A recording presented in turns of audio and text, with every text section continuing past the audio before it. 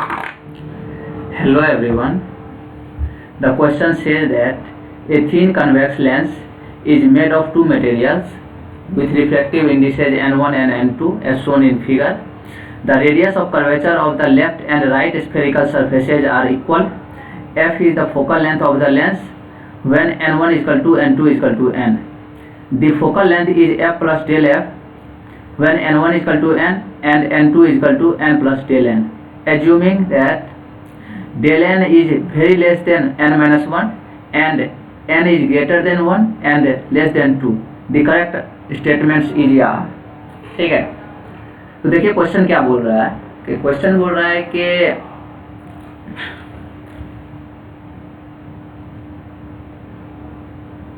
हमारे पास जो है एक कन्वेक्स लेंस है इस टाइप की, थिन कन्वेक्स लेंस. ठीक है,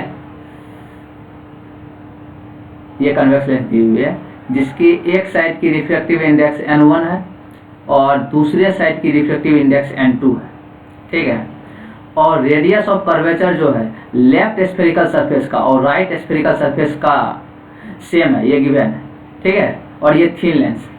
तो बोल रहा है इसमें दो केस का बात कर रहा है. एक केस का बात कर रहा है कि जिसमें कि n1 equal to n2 equal to n. ठीक है, और दूसरे केस का बात कर रहा है जिसमें कि n1 इक्वल टू n है और n2 equal to n plus del n. तो फर्स्ट केस में क्या है कि इस होल कॉम्बिनेशन का जो फोकल लेंथ है, इस होल कॉम्बिनेशन का फोकल लेंथ f दिया हुआ है, ये गिवन है. ठीक है, और सेकेंड वाले ऑप्शन में क्या, सेकेंड वाले केस में क्या है कि इस होल कॉम्बिनेशन का जो फोकल लेंथ है वो f प्लस डेल f दी हुई इस होल कॉम्बिनेशन की. ठीक है, सेकेंड वाला केस वो है केस जिसमें कि n1 इक्वल टू n है और n2 equal to n plus del n है, ये वाला. फर्स्ट वाला केस ये है कि n1 equal to n2 equal to n. और एक दो कंडीशन दी हुई है कि डेल n का जो वैल्यू है n-1 के रिस्पेक्ट में बहुत छोटा है और n की जो वैल्यू है 1 से बड़ी है और 2 से छोटी है. ठीक है, तो हमको स्टेटमेंट्स में चूज करना है कि जब del n by n less than 0 है तो del F by f greater than 0 होगा कि नहीं होगा. n की वैल्यू दी हुई है, डेल n की वैल्यू दी हुई है, f की वैल्यू दी हुई है, तो मॉड ऑफ डेल एफ निकालनी है. ये सब चीज़ें निकालनी है. तो बेसिकली देखिए इस क्वेश्चन को कैसे अप्रोच करेंगे कि जैसे हमारे पास ये थिन लेंस है तो इसको हम इस टाइप से लिख सकते हैं कि एक थिन लेंस ये जिसकी रिफ्रैक्टिव इंडेक्स n1 है और दूसरे थिन लेंस जो है ये इस टाइप के जिसकी रिफ्रैक्टिव इंडेक्स जो है n2 है. ठीक है, इस दोनों का कॉम्बिनेशन से ये बना हुआ है.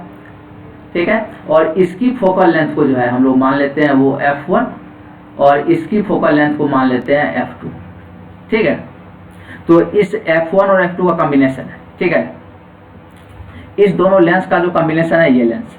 तो हमारे पास क्या फर्स्ट केस में क्या बोल रहा है, फर्स्ट केस में क्या कंडीशन है वो चीज़ कि फर्स्ट केस में है कि फोकल लेंथ जो होल थिन लेंस का, इस दोनों को मिला करके जो थिन लेंस बन रही है ये वाली, इसकी जो फोकल लेंथ f है और n1 n2 की वैल्यू n दी हुई है. तो केस फर्स्ट में जो कंडीशन दिया हुआ है, ये कंडीशन दिया हुआ है आपका कि आपकी n1 equal to n2 equal to n, ये गिवन है. और जो है फोकल लेंथ आपकी f दी हुई है, f है फोकल लेंथ.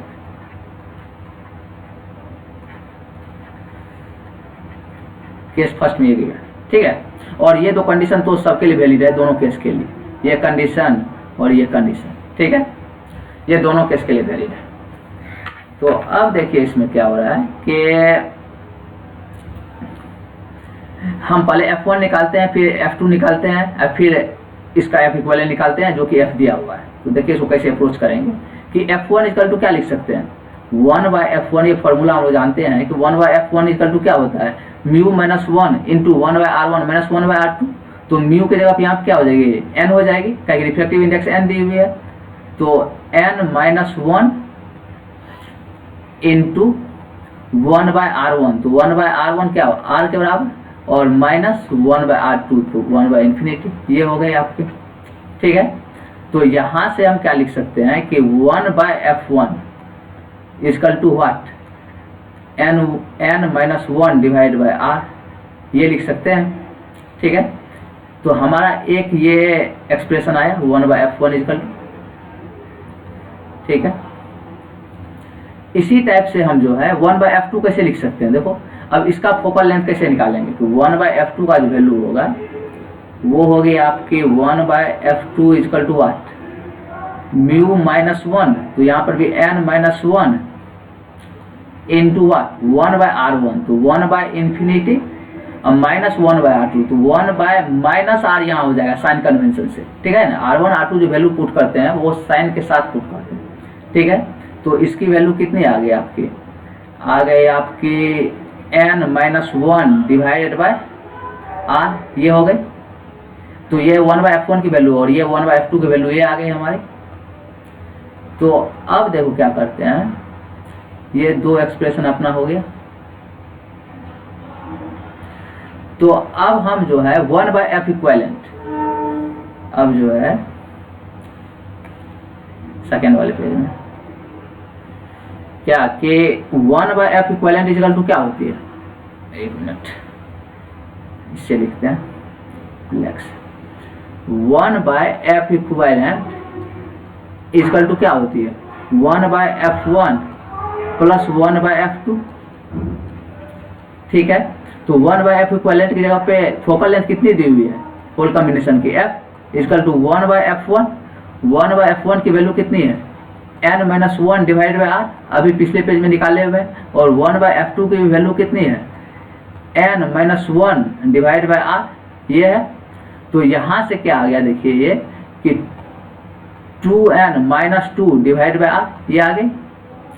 जस्ट सिंप्लीफिकेशन किया तो डायरेक्ट क्या भिन्न के जोड़ के तरह कर लीजिए, तो 2n minus 2 divide by r, तो यहाँ से जो f की वैल्यू आएगी वो कितनी आ गई आपकी r/2n माइनस 2, ये वैल्यू आ गई f की, ठीक है। तो फर्स्ट केस से f की वैल्यू हम ये निकाल लिए, ठीक है। उसके बाद क्या करते हैं कि सेकेंड केस में क्या दिया हुआ हमारा, केस सेकेंड में जो कंडीशन दिया हुआ है वो है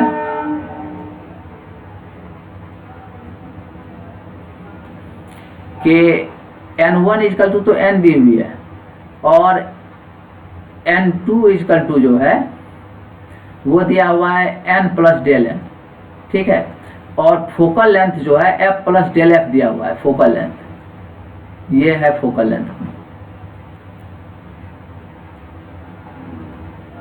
ये सेकेंड केस में, ठीक है। तो अब देखिए यहाँ पर भी क्या होगा, ये f1 और f2 का वैल्यू निकालते हैं, तो 1/f1 इक्वल टू तो सेम आ जाएगा जो पिछले वाले केस में जो निकाले थे, काहे कि वहां पर भी रिफ्लेक्टिव इंडेक्स n थी।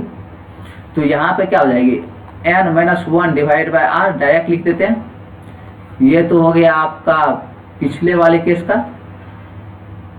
और जो है ना 1/f2 जो लिखना होगा वो कैसे लिखेंगे, देखिए 1/f2 के लिए क्या होता है म्यू माइनस 1, जैसे अपना जो था इसमें म्यू माइनस 1 क्या हो जाएगी, अब आपके रिफ्लेक्टिव इंडेक्स की वैल्यू कितनी है n प्लस डेल n और माइनस 1, ये हो गया इंटू 1/, अब देखिए जो पीछे वाले पेज में था कि 1/, क्या हो जाएगी 1/इंफिनिटी माइनस फिर 1/माइनस r, ये हो जाएगी जो यहाँ पे लिखे तो 1/इंफिनिटी माइनस 1/माइनस r, तो वही यहाँ पर भी हो जाएगी।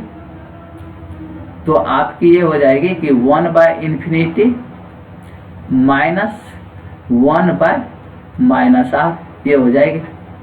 तो इसको हम कैसे लिख सकते हैं बताइए, यहाँ से 1/f2 की जो वैल्यू आ गई आपकी वो आ गई आपके यहाँ से कितनी n plus del n minus 1 divided by what r, ये वैल्यू आ गई आपकी 1/f2 की वैल्यू इस केस के लिए, सेकेंड केस के लिए, ठीक है। जब ये 1/f1 और 1/f2 की वैल्यू सेकेंड केस में भी आ गया, तो अब देखिए क्या करते हैं कि 1/f इक्विवेलेंट इक्वल टू क्या होती है 1/f1 प्लस 1/f2, और f इक्विवेलेंट की वैल्यू तो ये दिया हुआ है, ये f इक्विवेलेंट की वैल्यू। तो अब देखिए नेक्स्ट पेज में इसको कैलकुलेशन करते हैं, तो ये जो हो जाएगी अपने कि 1/f प्लस डेल f, ये हो गया अपना focal length equal to what 1/f1 तो 1/f1 प्लस 1/f2 होगी, तो 1/f1 की जगह पे क्या लिखेंगे, ये सॉरी यहाँ पे हो जाएगी आपकी n-1 डिवाइड बाय r, अभी जो निकाले थे। और f2 की वैल्यू इस केस में क्या है कि n plus del n minus 1 divide by r, ये है। तो यहाँ से 1/f प्लस डेल f की जो वैल्यू हो जाएगी वो कितनी हो जाएगी कि देखिए इसका जस्ट सम कीजिएगा तो 2n minus 2 plus del n divided by what, r, ये आ गई। तो यहाँ से f प्लस डेल f की वैल्यू क्या आ गई, r divided by what, 2n minus 2 plus del n, ये हो गया f प्लस डेल f की वैल्यू। ठीक है, तो देखिए हमारे पास दो एक्सप्रेशन आ गया है, एक सेकेंड केस से एक्सप्रेशन आया है, इसको बोल देते हैं सेकेंड, और एक जो है हमारा जो फर्स्ट पेज में शायद निकाले होंगे, ये सेकेंड पेज में निकाले कि ये वाला जो है एक एक्सप्रेशन ये है अपना, इसको मान लेते हैं फर्स्ट। ठीक है ना, f बराबर r/2n-2 है, और आपके यहाँ पे f plus del f equal to r/2n-2 plus del n निकला है। तो यहाँ पे जो है अगर हम सेकेंड इक्वेशन में से फर्स्ट इक्वेशन वो घटाएं तो लेफ्ट हैंड साइड में क्या बचेगा, f plus del f minus f, तो डेल एफ बचेगी ये। और राइट साइड में क्या बचेगा कि r/2n-2 प्लस डेल n, ये हो जाएगी, और माइनस वाट r/2n-2 जस्ट पुट कर दिए, जैसे f plus del f equal to क्या है, r/2n-2 प्लस डेल n है, और f की वैल्यू कितनी थी फर्स्ट इक्वेशन में, r/2n-2, तो r/2n-2 f के जगह पे आ गए। तो यहां से अब देखिए इसको जब कैलकुलेशन करेंगे तो इसको कैलकुलेशन कैसे करते हैं, देखिए यहाँ पे या इस साइड लिखते हैं यहाँ पे कि आप डेल एफ की जो वैल्यू हो जाएगी आपकी, r को आप कॉमन ले लीजिए, तो यहाँ पे क्या हो जाएगी 1/2n-2 प्लस डेल n, ये हो जाएगी, और माइनस 1/2n-2 ये हो जाएगी। अब इसको सिंप्लीफिकेशन करते हैं, तो इसको जब सिंप्लीफिकेशन करेंगे तो क्या आएगा, देखिए यहाँ पे कि डेल एफ इक्वल टू जो हो जाएगी, डेल एफ इक्वल टू क्या हो जाएगी, ये हो जाएगी आपकी r तो कॉमन रह जाएगा, और यहाँ पे देखिए थोड़ा सा और कि यहाँ पे 2n-2, यहाँ पे जस्ट इसका डिफरेंस कर रहे हैं, तो 2n-2 माइनस वाट 2n-2 प्लस डेल n, ये हो जाएगी, और नीचे में आपकी जो है वो हो जाएगी 2n-2 plus del n into 2n-2, ये हो जाएगी। तो यहां से अब जो है देखिए 2n-2 में से 2n-2 कैंसिल आउट हो जाएगा, ये तो टर्मिनोलॉजी कैंसिल आउट हो जाएगी।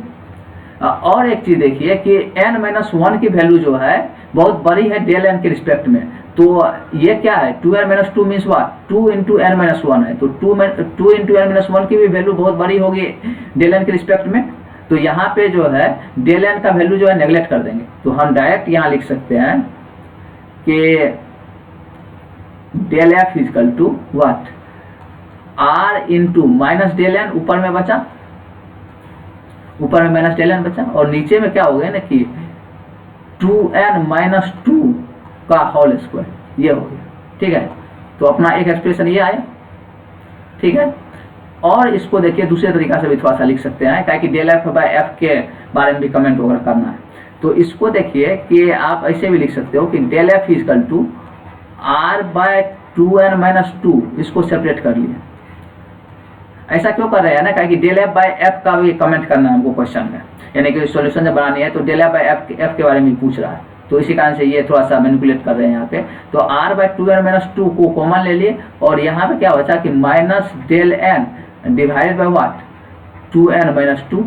तो और ये देखिए यही वैल्यू क्या है, हमारी f की वैल्यू है r/2n-2 जो निकाले हुए हैं। यहाँ से हम डायरेक्ट लिख सकते हैं कि del f by f equal to minus del n by 2n minus 2, ये एक्सप्रेशन हमारे पास है, ठीक है ना।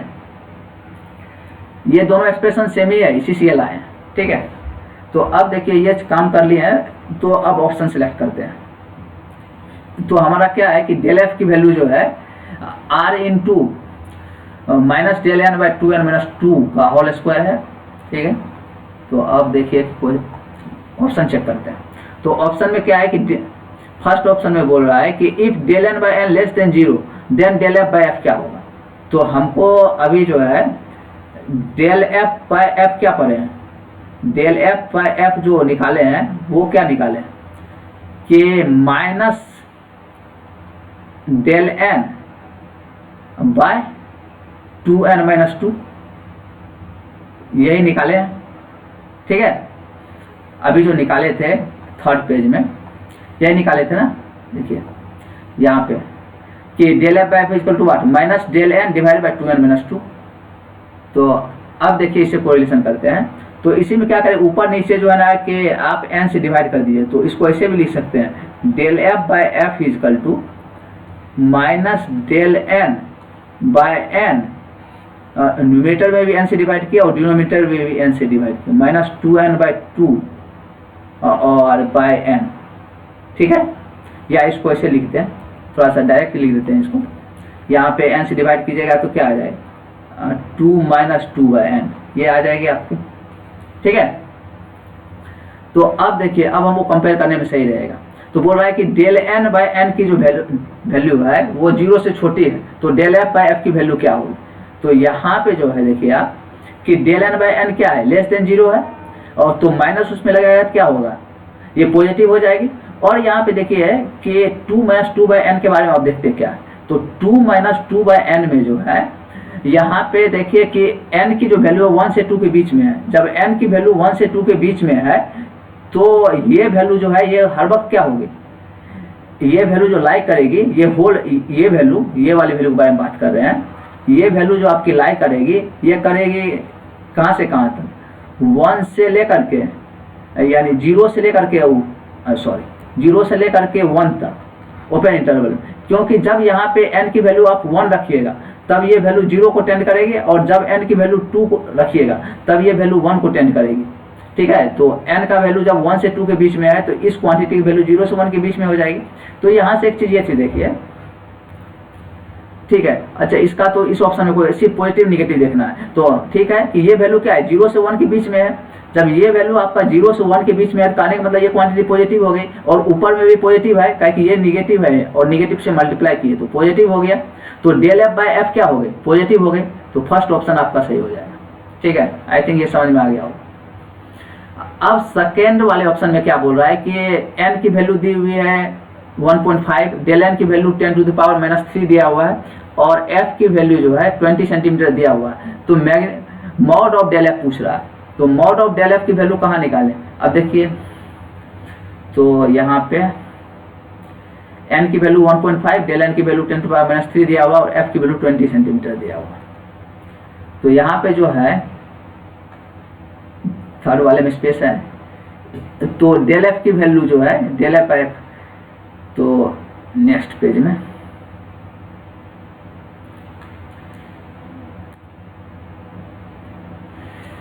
अब फोर्थ पेज में देखते हैं, ठीक है। नहीं मैंने ये देखिए अपने पास क्या है कि डेल एफ बाय एफ ये कितना दिया हुआ है, minus del n by 2n minus 2, यही है। तो यहाँ से डेल एफ की वैल्यू क्या हो जाएगी बताइए, minus del n divide by 2n minus 2 into what f. ये एक्सप्रेशन आ गया अपने पास, और जब ये एक्सप्रेशन आ गया और सब कुछ गिवन है, यहाँ पे गिवन क्या क्या है अपने पास, ये n की वैल्यू जो है 1.5 गिवन है, और डेल एन की सेकेंड पार्ट बना रहे हैं सेकेंड ऑप्शन, डेल एन की वैल्यू जो है 10 टू द पावर माइनस 3 ये दिया हुआ है, और f की वैल्यू जो है 20 सेंटीमीटर ये दिया है। तो हमको डेल एफ का मॉड पूछ रहा है, तो डेल एफ का मॉड क्या हो जाएगा बताइए। डेल एफ की जो मॉड होगी आपकी, यहाँ पे तो फिर माइनस का कोई सिग्निफिकेंस रहा नहीं, तो सिर्फ डायरेक्ट पुट कीजिए 10 टू द पावर माइनस 3 और इनटू क्या हो जाएगा, एफ की वैल्यू 20 सेंटीमीटर में और डिवाइडेड बाय व्हाट। देखिए एन की वैल्यू जब 1.5 पुट कीजिएगा तो ये 3 - 2 1 हो जाएगी, तो 1 आ गया। तो ये कितना आ गया कि 0.02 सेंटीमीटर, ये आ गया डेल एफ की वैल्यू। तो डेल एफ की वैल्यू 0.02 सेंटीमीटर आया है, देखते हैं ऑप्शन में आया नहीं, ठीक है। तो अब देखते हैं इसमें कि डेल एफ की value, mod of del f की वैल्यू कितनी दी हुई है। मॉड ऑफ डेल एफ की वैल्यू जो है, 1 मिनट,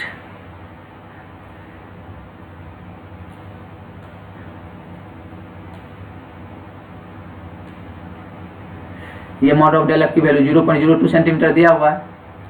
तो अब जो है, तो यहाँ पे ये ऑप्शन भी आपका क्या हो गया, सही हो गया, बी ऑप्शन भी आपका सही हो गया, क्या कि mod of del f will be 0.02 centimetre, ठीक है। अब थर्ड ऑप्शन को देखिए, तो बोल रहा है कि डेल एफ बाई एफ का जो मॉड है less than del N by N होगा। तो यहाँ पे देखिए कि डेल एफ बाई एफ का मॉड के बारे में बात कर रहा है, तो डेल एफ बाई एफ के मॉड के बारे में बात कर रहा है, तो इधर भी मॉड लगा देंगे और इधर भी मॉड लगा देंगे, तो मतलब माइनस का तो कोई सिग्निफिकेंस है नहीं। और देखिए यहाँ क्या बोल रहा है कि del F by F less than del N by N, तो देखिए डेल एन बाई एन पे जो है मॉड लगा के, और यहाँ पे जो डिवाइड हो रहा है 0 से 1 के बीच में डिवाइड हो रहा है, तो किसी भी क्वांटिटी में जब 0 से 1 के बीच में हम डिवाइड करते हैं तो वो वैल्यू जो है, वो जो डिवाइड करके जो वैल्यू आती है वो आपके उस क्वांटिटी से, न्यूमरेटर से बड़ी हो जाती है। तो यहाँ पे क्या होगी ना कि डेल एन बाई एन जो है वो छोटा हो जाएगा डेल एफ बाई एफ से मॉड वाइज। तो डेल एफ बाई एफ की जो वैल्यू होगी यहाँ पे आपकी, डेल एफ बाई एफ की जो मैग्नीट्यूड होगी ये जो है आपकी बड़ी हो जाएगी डेल एन बाई एन से, काहे कि यहाँ पे 0 से 1 के बीच में जो क्वांटिटी है उससे डिवाइड कर रहे हैं, तो ये ऑप्शन नहीं होगा, सी नहीं हो पाएगा, ठीक है। अब देखिए चौथे ऑप्शन में क्या बोल रहा है कि relation between del F by F and del N by N remains unchanged if both the convex surfaces replaced by concave surfaces of the same radius of curvature. तो डेल एफ बाई एफ और del N by N के बीच का जो relation है वो change करेगा कि नहीं करेगा, अगर हम जो है इस टाइप का सरफेस दे दिया जाए कन्वेक्स के, ये तो अभी कन्वेक्स सरफेस दिया हुआ है दोनों साइड से, जब कॉन्केव सरफेस इस टाइप से दे दिया रहेगा तो क्या डेल एफ बाई एफ का जो रिलेशन है डेल एन बाई एन से वो चेंज करेगा। तो ये चीज देखिए चेंज नहीं करेगा, काहे कि यहाँ पे कोई भी रेडियस का टर्मिनोलॉजी आ नहीं रही है। जब रेडियस का टर्मिनोलॉजी नहीं आ रही है तो ये एक्सप्रेशन आपका चेंज नहीं होगा, ये एक्सप्रेशन जो होल एक्सप्रेशन है ये आपका चेंज नहीं होगा। जब ये चेंज नहीं होगा तो ये रिमेन्स अनचेंज रहेगा, तो आपकी ये भी हो जाएगी। तो आपकी आंसर जो है यहाँ पे, आंसर जो हो जाएगी वो इस क्वेश्चन की ए बी डी ये हो जाएगी, ठीक है। तो I hope this is the complete solution of the question, ठीक है। अब देखिए एक क्वेश्चन और है, उसको डिस्कस करना है। तो आपका एक क्वेश्चन और है, उसको डिस्कस करते हैं, ठीक है।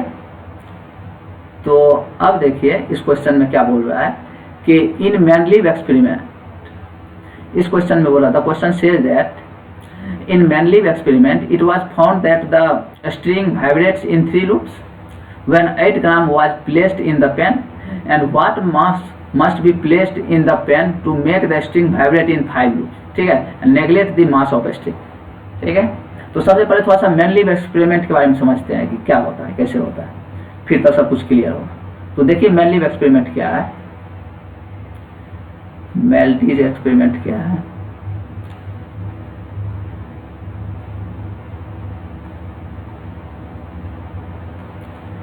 इसके बारे में थोड़ा सा इसकी सेटअप के बारे में समझते हैं। इसका सेटअप थोड़ा इस टाइप का होता है कि आपका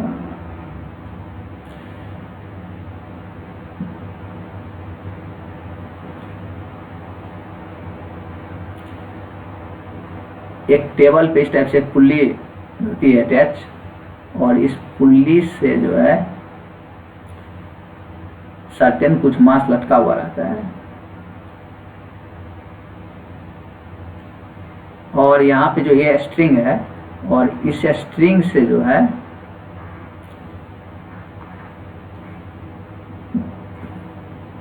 अपना ये ये स्ट्रिंग वाइब्रेटर है, ये सेटअप होता है, बता रहे हैं, ये इलेक्ट्रिक वाइब्रेटर होता है।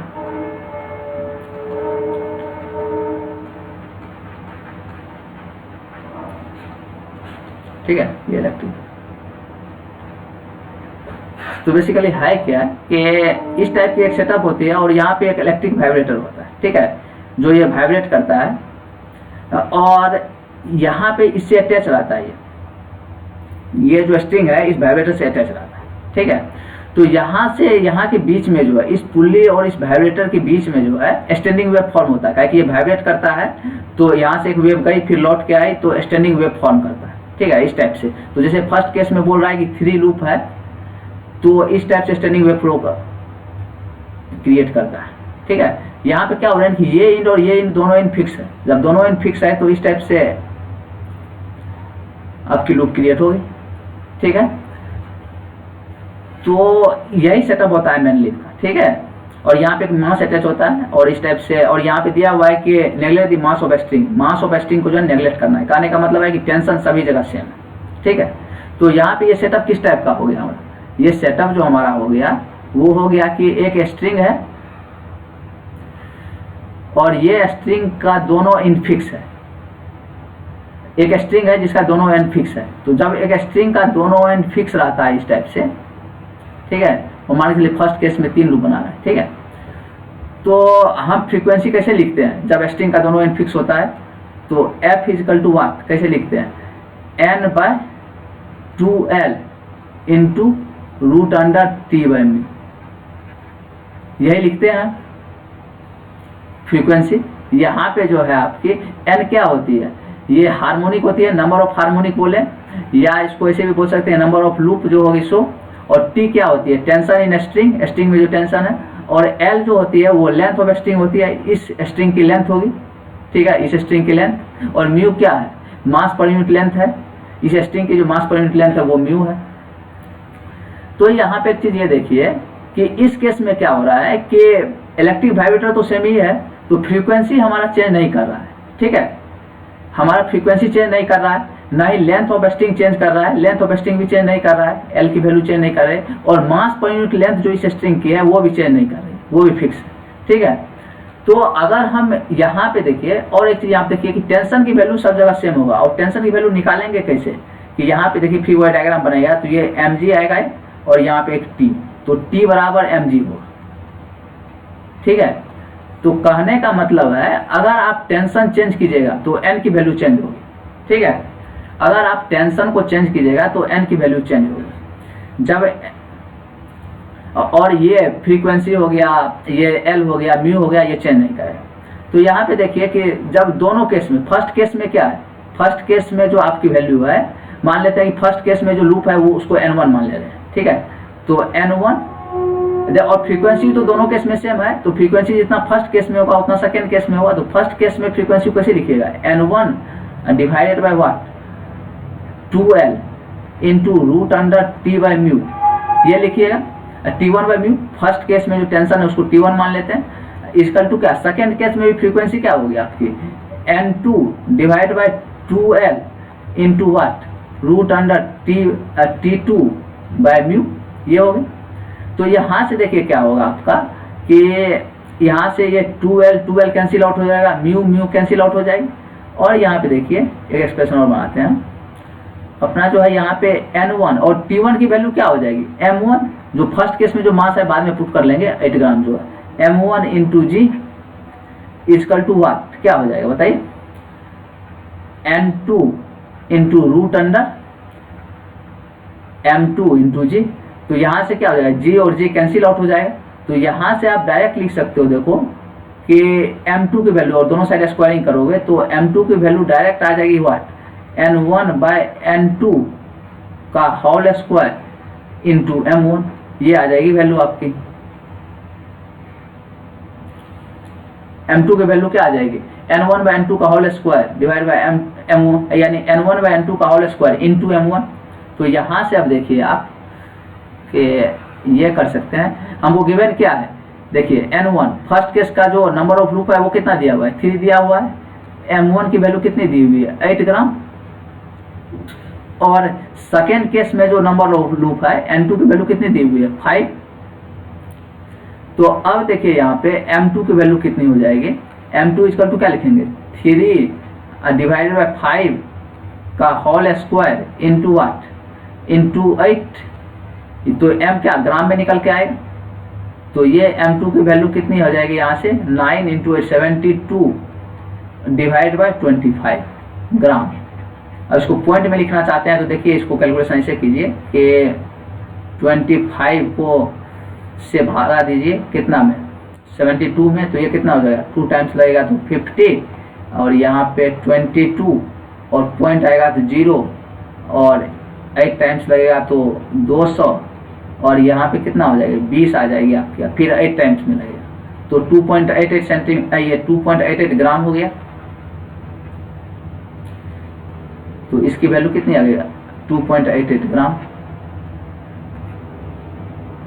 तो कहने का मतलब ये है कि अगर आप 2.88 ग्राम का मास यहाँ पे लटकाइएगा तो ये जो स्ट्रिंग में जो लूप बनेगा वो 5 लूप बनेगा, ठीक है। तो I think this is the solution of the problem, complete solution of the problem, ठीक है। ओके, थैंक यू, ये आंसर हो गया।